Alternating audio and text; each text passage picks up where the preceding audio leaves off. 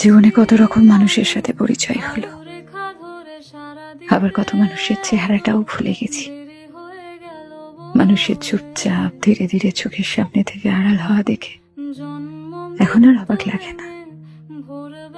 যার সাথে আমার যতটুকু পথযাত্রা লেখা আছে, সে ততটুকু রাস্তায় আমার সাথে হাঁটবে।